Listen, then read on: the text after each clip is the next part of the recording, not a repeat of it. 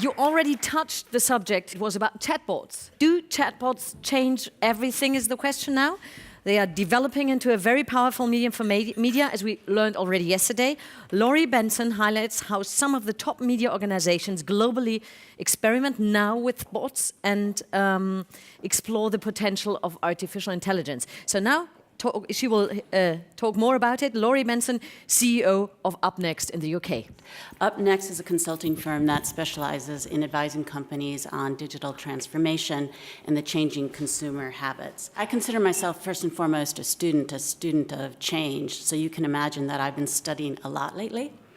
And what I am most fascinated about today is the idea of chatbots and artificial intelligence and how we will interact in a very, very different way in the very near future. I think the two previous speakers were an excellent setup to what I'd like to share with you today.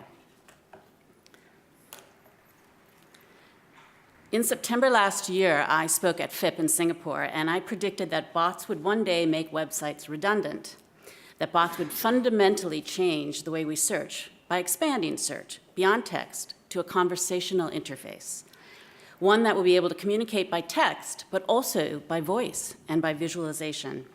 So I stand here today to say the websites aren't over, not yet, but maybe in the future.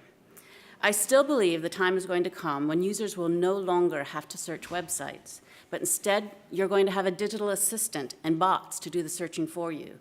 These bots will bring the information you need right to your screen, not to your website. And they will do it with something like human conversation. So let's begin with the idea and where we are today and how we got here. There's no way that anybody has escaped the rise of chat and messaging apps and the undoubtable preeminence of mobile. And from my experience, there's no way that anybody has escaped this chart.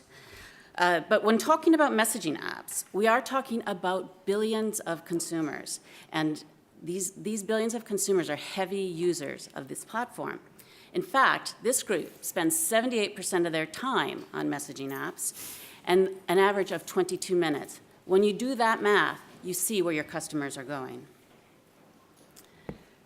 Ever since the arrival of the iPhone, the home screen has acted as the de facto portal on mobile. We're used to it.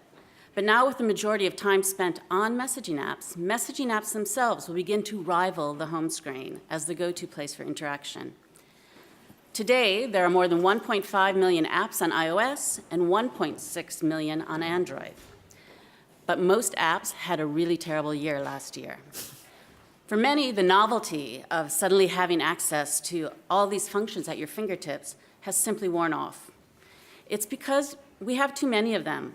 There's too much clutter, too many passwords, too many usernames. And all of a sudden, apps aren't really just that much fun anymore. I call it peak app. But what about those apps on our phones? If you're like me, you've downloaded lots. But how many do you actually use? According to ComScore, the average person spends 80% of their time on just 3 apps. And while there may be more than 2 million apps in the App Store today, most users don't download a single app in any given month. So why the lost enthusiasm for apps? Actually, apps are clunky. Apps need to be downloaded. They take up space on your phone. They need to be updated regularly. And you need to go back and forth between apps to access different information. You've got an app for weather, one for your airline, one for the news. And don't even get me started on passwords. You've got a different password for each of them as well. All of this has led to a bit of love lost for the apps. And it means that the current idea of an operating system and an app on your phone has seen better days. So, as headlined, I'm going to talk about chatbots now. Does anybody know what a chatbot is? All right, let me go through the formal definition. Chatbots, think of them as interactive services in their simplest form. They provide a conversational experience. Chatbots allow for a two-way, personalized interaction between the consumer and brand. They provide easy access and immediacy that can't be achieved with email or filling out a form on your website or even doing a Google search. In a typical app, you have to learn how to operate each control. Push a tab to go here, push a tab to go there, and so on. In a conversational interface, you just have a conversation. Chatbots are simply simpler. The user interface for bots is a message. Chatbots can read and write messages just like a human would. You just send and receive messages from the bot. No need to learn, no need to understand, navigate different interfaces. You interact with bots just like you interact with other humans. And that is the most natural way to communicate. Chatbots also declutter our mobile experience. Bots only send us messages when we ask, or when we need to know, or when we need to respond to something. Other than that, they stay invisible. And bots are being developed at a dizzying pace, with bots springing up across the messaging landscape. Today, there are more than 50,000 bots on Facebook Messenger alone, and that is before they have even opened a bot store. Kik has 6,000 bots on its platform. Microsoft has more than 20,000 developers working on them now. And third-party developer ChatFuel reports they have more than 400,000 bots that have been created on their platform to date. Publishers like CNN, the Washington Post, TechCrunch are already in the space and experimenting. You've seen some samples of that already in this conference. And just in case you think it's just for kids, you're wrong. Usage of the Gen X generation, including people over 50 like me, is roughly the same as millennials. According to Business Insider, almost 60% have used a chatbot or a messaging app, with 15% of them saying they use them all the time. If you think about the explosion of the number of smartphones and multiply it by the power of bots and messaging apps, we are looking at a massive shift in behavior. Let's take a look at how it evolved.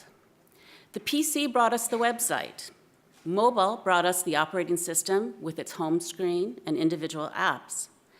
But as things quickly evolve in this hyperspeed world of ours, neither may dominate in the near future. Bots are now doing everything from distributing media to offering personalized concierge services, all from one entry point, the messaging app. And ultimately, this new technology will transform the way businesses and consumers interact. And since chatbots can link you all the way to the answer you seek, that means you no longer have to browse or search. Now I just ask. Chatbots take away the need for sifting through pages of product listings and search results. They can help you find the things that you want and need, as well as delivering services and information directly by message, an interface you already know and love. It is clear that the new conversational interface will change the way users react to the world around them. While bots are still new, and in some cases not well done, the technology will improve, and when it does, they will be poised to replace brand websites and individualized apps. Still don't believe me? Gartner predicts that in only 3 years' time, 85% of consumers will manage their online relationships without interacting with a human. It won't happen overnight. There are still barriers to chatbots taking off. They include discovery issues and potential usage headaches. It's still early days, but we are in a world of hyperspeed technology advancements. Some of the early text-based interfaces are not well executed. It will take time for consumers to feel comfortable with this new interface. Voice is limited at the moment, but we have services now like Alexa and Siri, and now Google Allo, which is also in the US in a different level than it is in Europe right now. But watch that space grow. And as with most technologies, privacy and security issues are going to need to be addressed. There's been a lot of talk about artificial intelligence here, but what about artificial intelligence and bots? When AI lives up to its promise and is incorporated into bots, and when AI is added to the mix, we are going to have super bots. And they're going to use smart data to always learn and improve. And AI is getting better day by day. You may have recently seen the Google DeepMind announcement that they've cracked one of the major hurdles with advancing AI by teaching computers to actually remember. AI means that chatbots will become more in tune with our behaviors and needs. They will learn about our behaviors and be able to show us the things it knows you want and need, and it will drastically reduce the time and effort it finds to find information. Facebook is already experimenting, moving from just a messaging app to a full-fledged AI platform with the launch of M. M, by the way, stands for Mrs. Moneypenny, the ultimate fixer from the James Bond movies. M uses intuitive search based on its deep understanding of the Facebook user. You can only imagine what it will be able to do. We can't demonstrate it today because at the moment M is only available to a very small number of people in California. But just wait until Facebook opens up a bot store to their massive user base. This will open the doors to global adoption. It will launch a tidal wave bigger than the Apple App Store. Estimates are that a messenger bot store could easily bring more than $60 billion to Facebook. And as we think about what the future holds, keep in mind that most statistics only refer to the Western world. Developing countries skipped PCs and went directly to mobile devices. Most of this world was introduced to the internet through a messaging app, not a browser. Messaging apps are already their portal.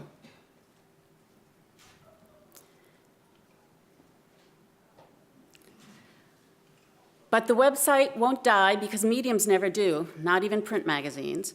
But we will see the continued erosion of the power of the homepage, and even the erosion of the power of the search bar itself. The more software can learn from the information we're sending it and link us all the way to the answer, the less we have to go browser search, the less I have to go to your website. I'll no longer have to search websites. I'll have my digital assistant do the searching for me, bringing the information I need right to my screen. With such a drastic change in online search, the traditional idea of a website may no longer be needed or difficult to maintain and monetize because these bots and assistants will do the work for you. I do think there will be exceptions, as was noted in Rasmus's speech. If you have enough power and trust behind your brand and have developed a habit amongst a loyal audience, there will always be a core user for you. And there's some good news for news. Chatbots can be a new distribution opportunity for publishers. They have the potential to combine the credibility of traditional journalism with the personalized feel of a text message from a friend, and all with no Facebook algorithm. It is a way for you to get your stories to your audiences directly, in a way that's already familiar to them, without them needing to download yet another app that might be uninstalled or subscribe to another email newsletter that gets ignored. News is a category where people expect to get content pushed to them. In Chatfuel's experience, publishers have led the way in producing for chatbots as a way to put their content in front of audiences. And in fact, they are seeing 30 to 40% tap-through rates, some as high as 90%. So at the little time we have left, I was going to go live with it, but I didn't want to test the technology gods, so instead I'm going to show it to you this way. But I would encourage you to go on and sign up for some of these and experiment. I'm going to take you through some examples. This first one is CNN, which I think you may have seen earlier. I'll say that I think they're a good example of an early player. But what you can see from that slide, if you can read it, first they called me by my name. And all I had to do to sign up was answer yes or no. That's it. You can see from this, I said no. I just wanted to see what they would do. And you can also see they apologized to me. The second time, I said yes. And I asked it to send me the headlines every day. Now I have a chance to interact. I can get a summary from the app, or I can go deeper to the full story, or I can ask them a question.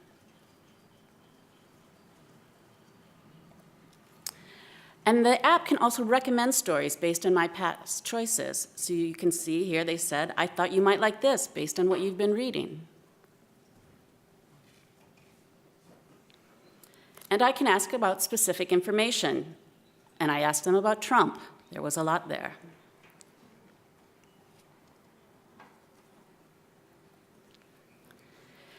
ABC News has a similar interface, but they add a new tone to the conversation. They actually call themselves my news assistant. They asked me, what time would I like my update? I liked that, but I didn't like that the latest time I had a choice for was 8:30 a.m. You'll note that they are also using a different tone with me. They're using emojis, and they're using text speak. You can see at the very bottom line there, when I finally conquer my fear of missing out, for those of you who don't know what that means. It seems also that I don't even need to use words with them. In this case, I used a visual to request that they do a search. You'll see the magnifying glass. All I did was put that emoji up there, and it said to me, what do you want to know about? And then I put an emoji of a helicopter up there. And then it did say to me, just a sec, I'm looking that up. But then, as you can see, it found me news stories on helicopters.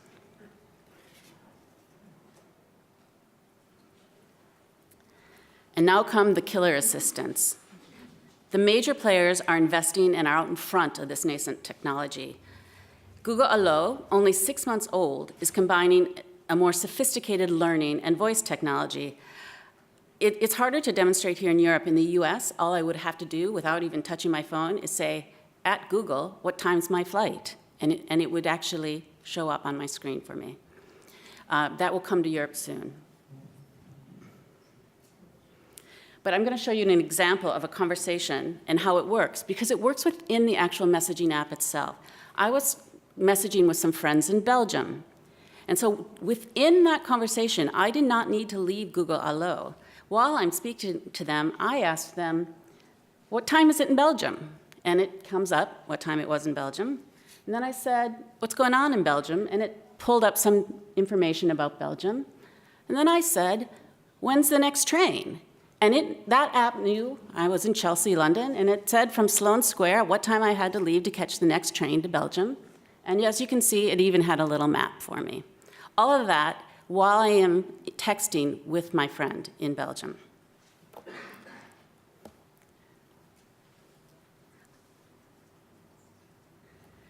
Going on then, you're going to see that I told it that I needed to eat when I was in Belgium. So it asked me, what kind of restaurants do I like? So I asked for French and Italian. So it started to give me suggestions. And they're really upping their game, because what you'll see now is they've said to me, I'd like to learn more about you, including what's your favorite pizza topping? Because at some point, they'll just order that pizza for me.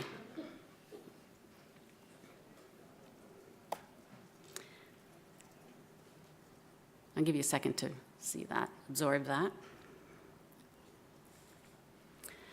And then there's M, Facebook's M. For the lucky few using this in California, M will even book that restaurant for you. It will know what you like. It'll say, last time you were in Berlin, you really liked that Italian restaurant. Do you want to go there again? And it will book it for you.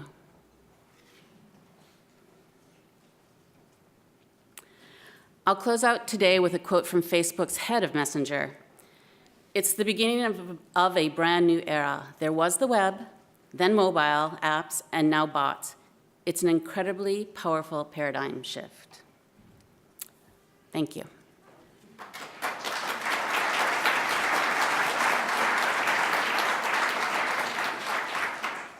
I don't know how you feel. I feel spooky. No, really, I think I want this one person in the world. Find me that one person. That is the person I want to love. No, really, like every single thing you could imagine, not even imagine, will happen on that It's technique. Coming. Sorry, that's for you. Maybe you can come. It's definitely coming. We've got some big names and a lot of investment. If you follow, like something I learned in my years at Bloomberg is follow the money. If you follow the money, you're going to follow AI and bots. And I really think about it's also about the generations beyond 50, etc. It's not only about the young people, it's especially for our growing societies. It's easier for older people to just say what time's the next train than have to figure out how to actually use that app.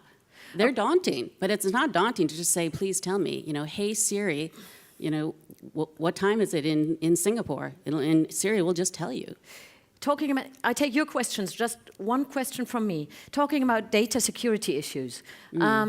Maybe you can share insights. Where is it tricky? It's still tricky. the data issue, talking about countries like US, Europe, etc.? Well, I think it's the same issue regardless of the platform. The questions about how it's used, I think that's really going to become interesting with voice. And voice is here. I didn't have enough time to talk about voice today, but that would be my next topic to share with you. Voice is kind of interesting because of the privacy issue, because voice is always listening. There was a case recently in the US where they actually subpoenaed Samsung Smart TV's records to see if this suspected murderer had talked about the murder in his home. So there will be some interesting things when voice happens, but I think the challenge is that chatbots are the same as you see on any platform right now. And so intriguing because they are so personal in the way how they attack you. You really, as you say, talking to a friend. So they create data.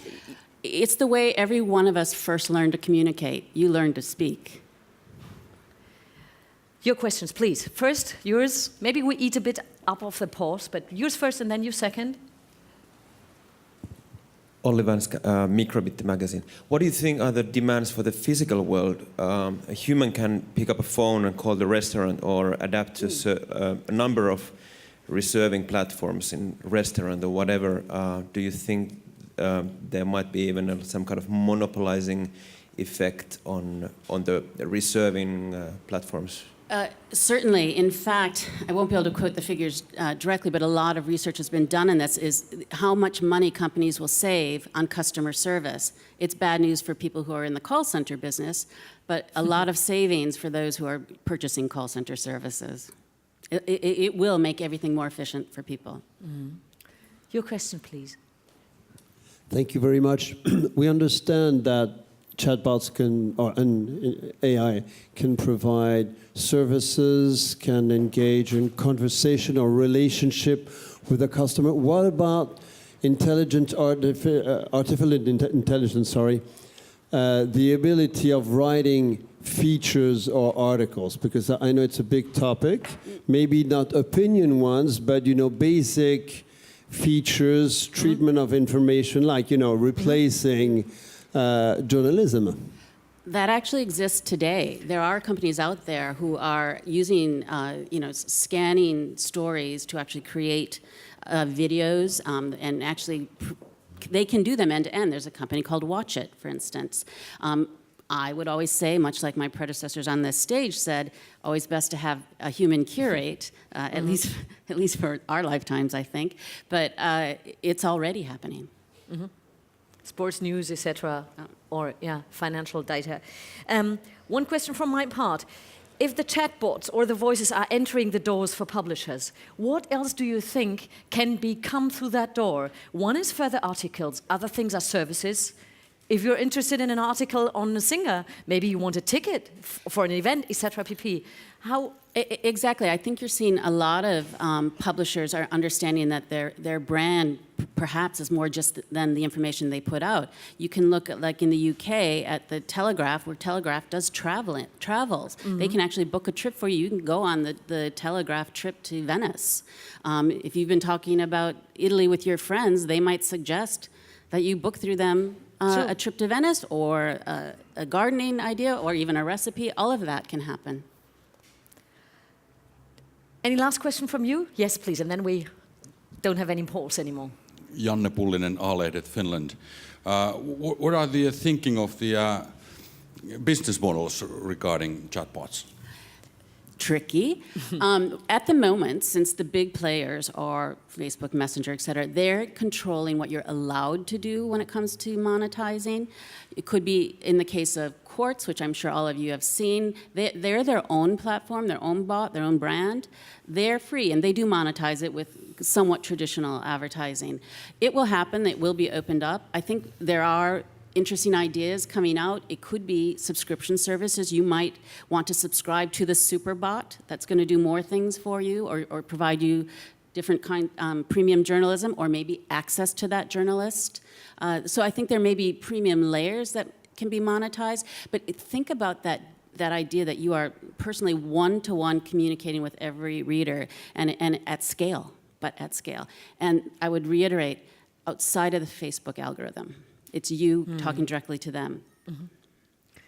Laurie, Thank you. Thank you for being a human being still, talking to us. And see you again soon with other compelling news. Thank you very much.